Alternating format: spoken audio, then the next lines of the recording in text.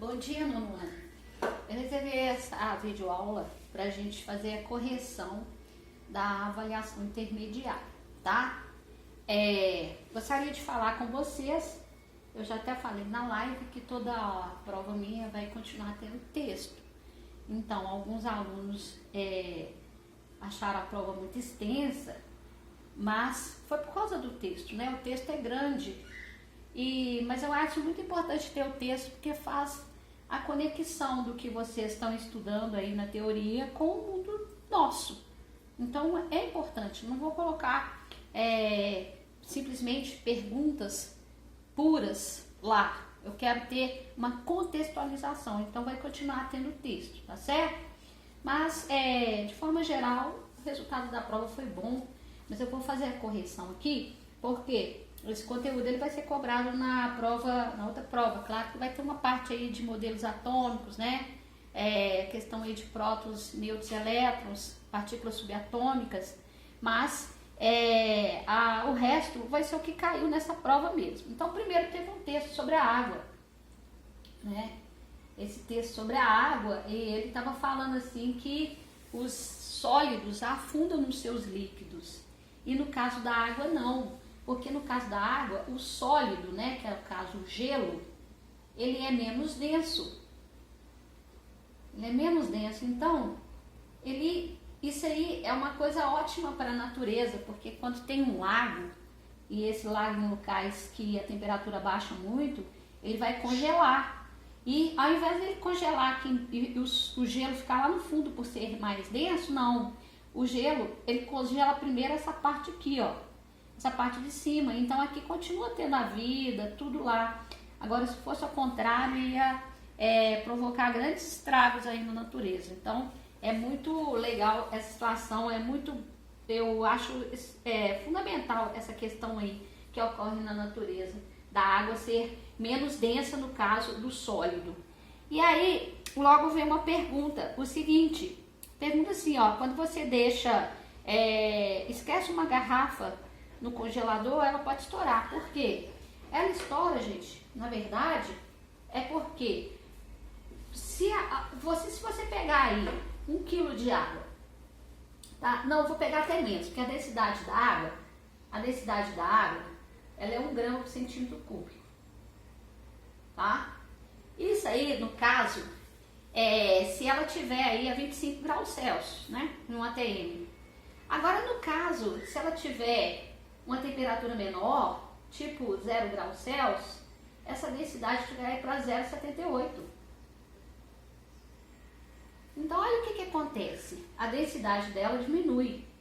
Olha, se a densidade diminui, é porque o que aumentou? Densidade não é a massa sobre o volume? Se a densidade diminui e a massa não muda, é porque o volume aumentou. Olha aqui no caso aqui, ó. Quando ele tinha 1, aqui no caso, se eu tenho 1 grama de água, ocupando 1 centímetro cúbico, eu tenho 1 grama por centímetro cúbico. Agora, para ser 0,78, que é o caso do gelo, e se eu tenho 1 grama aqui, significa que o volume vai ser o quê? O volume vai ser maior, porque o volume aqui, ó, vai ser 1 dividido por 0,78. Você dividir por um número que é menor do que 1, vai dar maior. Então, o volume aqui é maior. Então, por que ele estoura? Porque quando coloca no congelador, a garrafa está fechada. E aí, o que acontece? O líquido que está lá dentro congela. Quando ele congela, ele ocupa mais espaço. Por isso que ele fica menos denso. E esse ocupar menos espaço pode fazer a garrafa estourar, tá certo? É por isso. Então, ela estoura porque o volume aumenta, que a densidade diminui.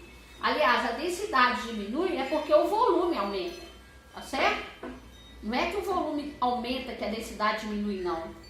A densidade diminuiu porque o volume aumentou, ok? Aí a próxima questão pergunta assim, para você classificar a água em substância simples ou substância composta. Então, a substância composta, por quê? Porque ela tem 2 elementos diferentes. Ela tem o hidrogênio e tem o oxigênio. Olha, para ser simples, teria que ser algo assim, ó. Ou então assim. Essas aqui são simples. Por quê? Aqui eu só tenho hidrogênio e aqui eu só tenho oxigênio.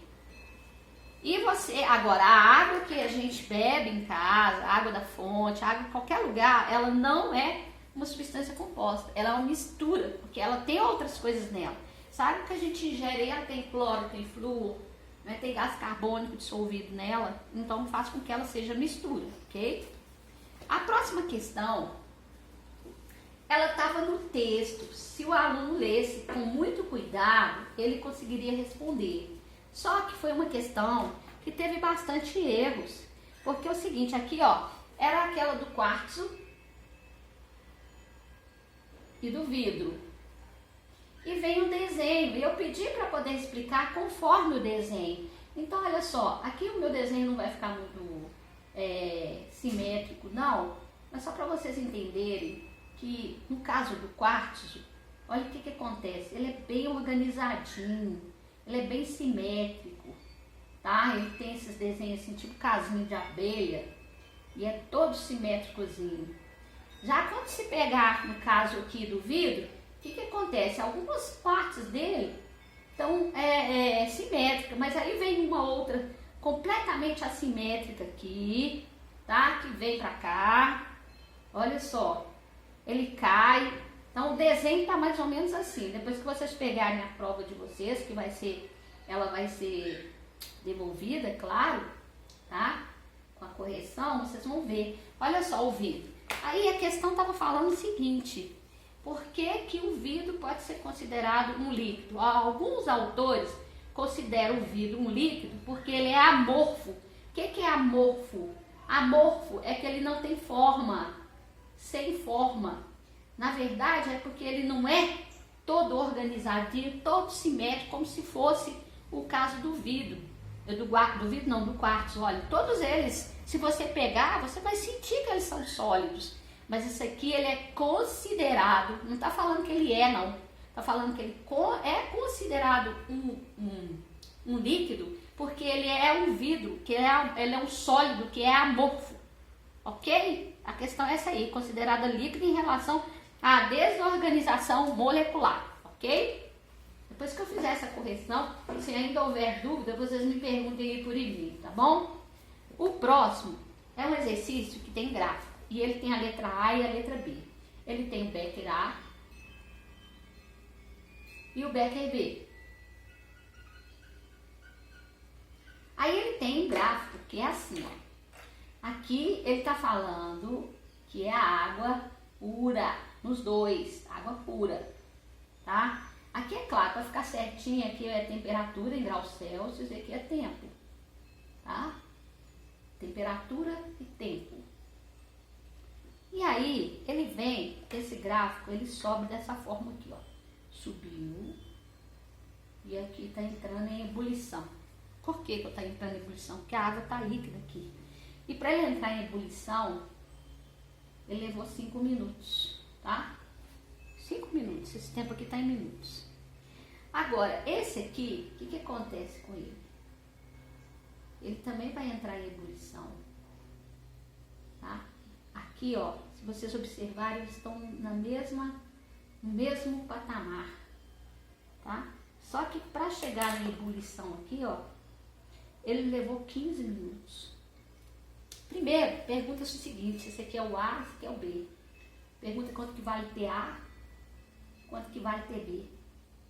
Olha, TA é a temperatura de ebulição de A e TB é a temperatura de ebulição de B.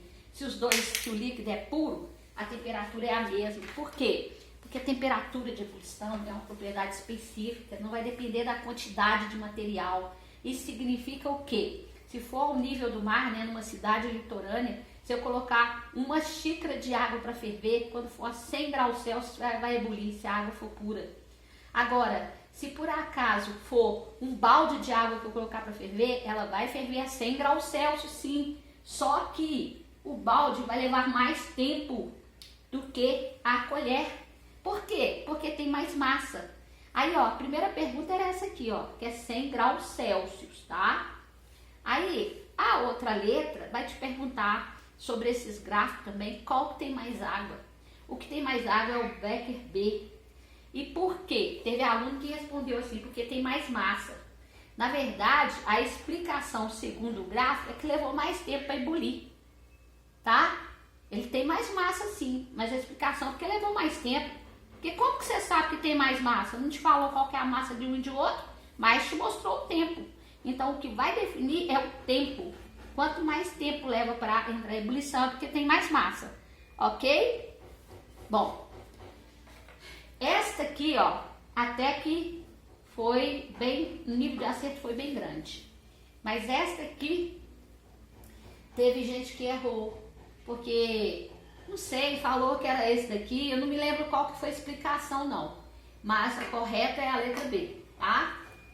Bom, esse exercício aqui, inclusive, tem na apostila de vocês, e num dado momento eu pedi para vocês resolverem esse exercício aí num para casa, alguma coisa lá no roteiro eu passei. A próxima questão, eu tô falando próximo e tudo porque é o seguinte, as questões elas mudam de... Você cria a prova lá, mas ela pode vir em outra numeração na prova de vocês. É por isso que eu não tô falando exatamente o número, tá? Bom, aí o que acontece então? O que acontece é que tem uma outra questão que tem um gráfico desse tipo aqui, ó.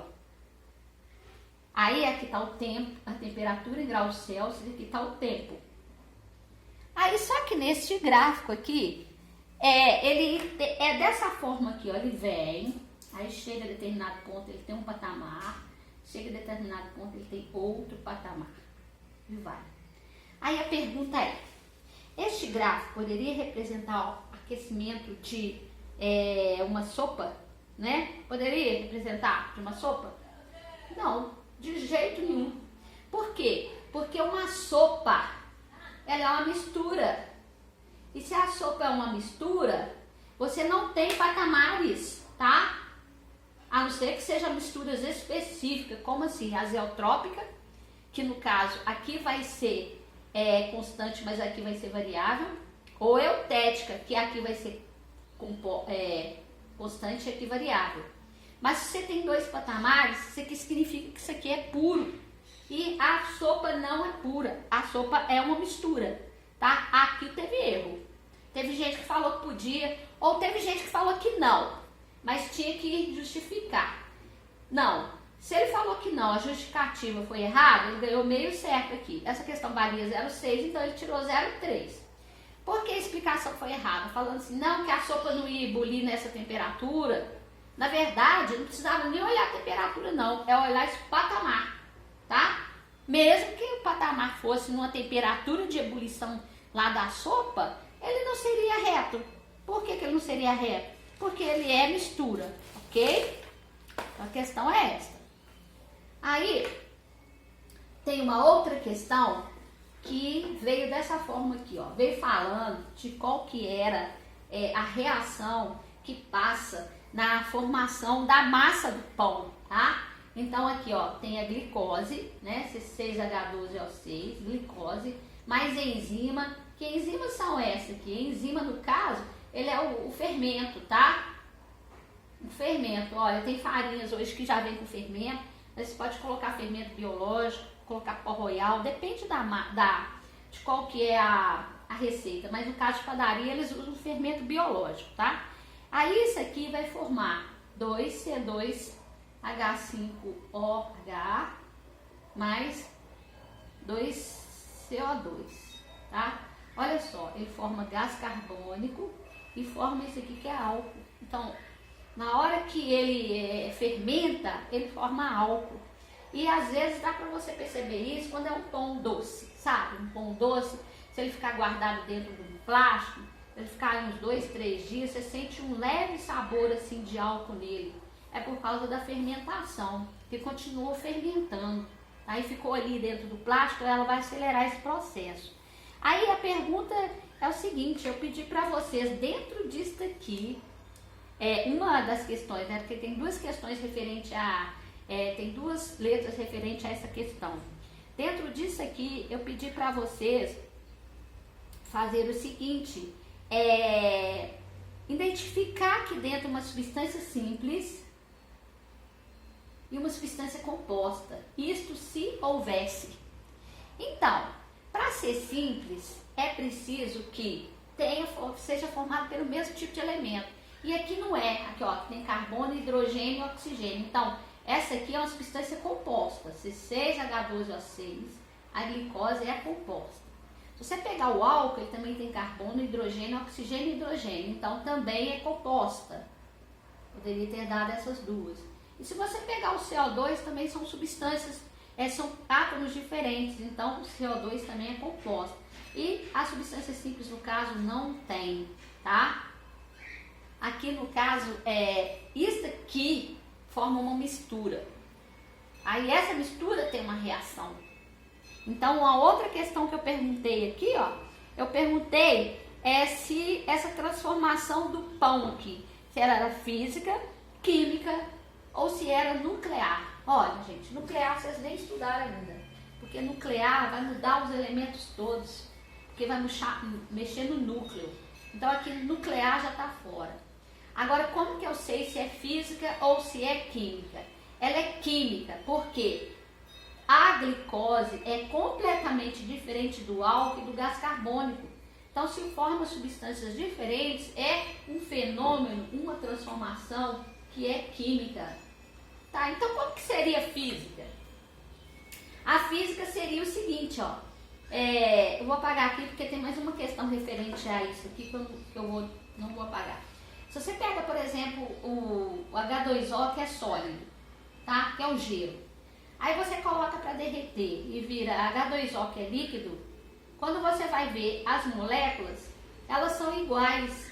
Então, se elas são iguais, o fenômeno vai ser físico. Físico é quando não tem alteração das moléculas, tá? Outros exemplos que a gente pode dar. Se eu quebrar essa caneta aqui, que é um plástico, o pedaço de plástico que está lá é igual a esse aqui, é um fenômeno físico. Quando você corta as unhas, corta o cabelo, é um fenômeno físico, tá bom? O crescimento do cabelo é um fenômeno químico, porque é preciso ter reação no seu organismo para aquela proteína lá crescer, tá? Formando os fios, tá bom? Então, entenderam essa questão aqui? Bom, tem mais uma questão referente a essa aqui, ó, que pergunta o seguinte, ó. A massa, quando a massa está pronta, tá? Ela é uma mistura, substância, mistura homogênea, mistura heterogênea. Olha, você já deve ter visto alguém fazer pão, ou fazer um pão de queijo, né?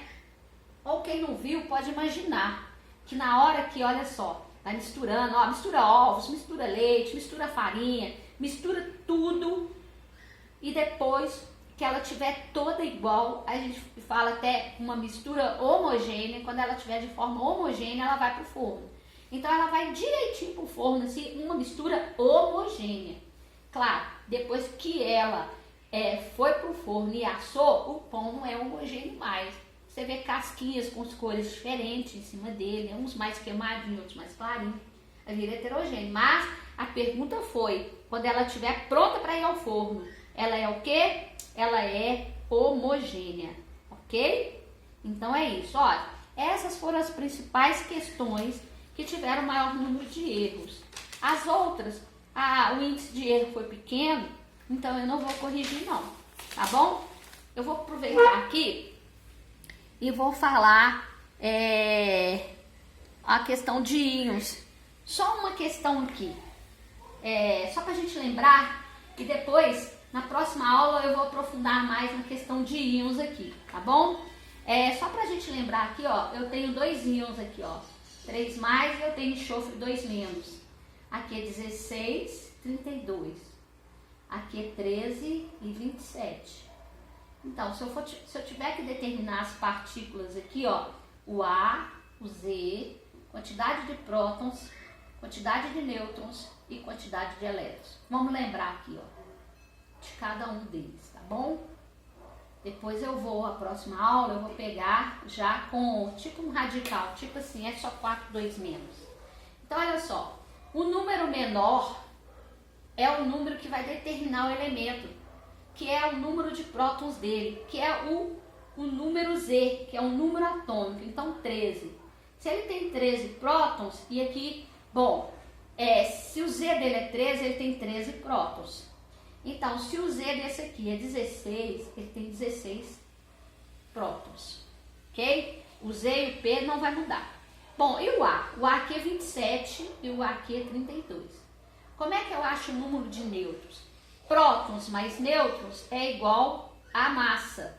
Então, 13 mais alguma coisa vai dar 27. Esse mais alguma coisa é nêutron. Então, para eu saber o nêutron, basta eu pegar o número maior menos o menor. 27 menos 13, 14. E aqui, 32 menos 16, 16. Coincidentemente aqui, porque é o dobro, o número de prótons é igual ao número de nêutrons. Mas e elétrons? Como que eu vou saber? Olha, elétrons, você precisa de eu ver essa carga aqui, ó. Esse aqui significa o quê? Que ele está positivo é porque baixou elétrons. Então, perdeu elétrons.